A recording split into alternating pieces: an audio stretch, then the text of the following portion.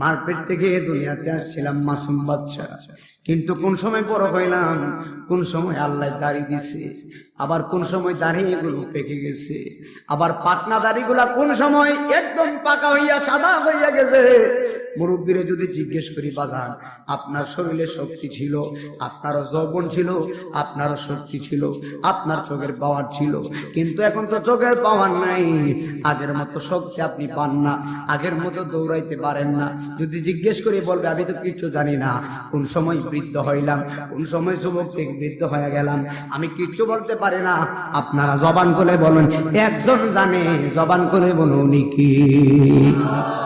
ওরে আগের মতো চোখে আমি দেখি না এখন, চোখ জানি হয়ে গেছে কেমনের কেমন। এটা আমার লাগে কথা বুঝি না। আগের মতো চোখে আমি দেখি না এখন, চোখ যেন হয়ে গেছে কেমনের কেমন। মাওয়া কেউ বুঝে না চোখের পাওয়া কি হয়েছে, আমি বলি আমার মরার চিঠি এসেছে, বলো আমি মরি আমার মরা। আমার বউ বলেছে বায়ু চড়াই, এটা কিন্তু আমার লাগে না, আমার কিন্তু বিয়া শাদী হচ্ছে, তারা বিয়া শাদী কথা আগে বুঝছে। আমি সব বাইঙ্গা ওয়াজ করি, এমনি সারা প্রতিদিন ওয়াজ করি, বাইঙ্গা ওয়াজ করি, বাইঙ্গা বুঝাই, আমিও বুঝার চেষ্টা করি, মানুষকে বুঝানোর চেষ্টা করি।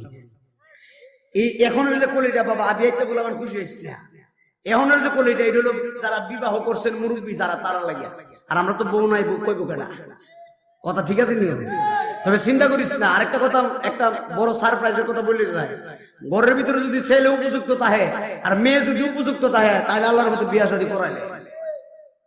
এখন এটা আমি আমার মুখের কথা না, এটা আমার দলিলের কথা, হাদিসের কথা। যদি ছেলে উপযুক্ত থাকে বিয়ে করাই দিবেন, আর নাহলে গুনাহ করলে আপনি গুনার ভাগীদার হইবেন। আর মেয়ে যদি উপযুক্ত থাকে, বাঘের দায়িত্ব হলো মেয়ের বিয়া দিয়ে দেওয়া, সুদা কথাই বালা কথা, ঠিক কিনা? হাগলা করতে বলে থাকতে হবে, দেখছো নি? যাক, এটা কি দলিলের কথা না? বিয়ে দিতে হবে, বিয়ে দেওয়া কি ভালো না খারাপ? যে উপযুক্ত মেয়ে থাকলে, উপযুক্ত ছেলে থাকলে বিয়ে করাই দিবেন, রাজি আছি তো ইনশাল্লাহ?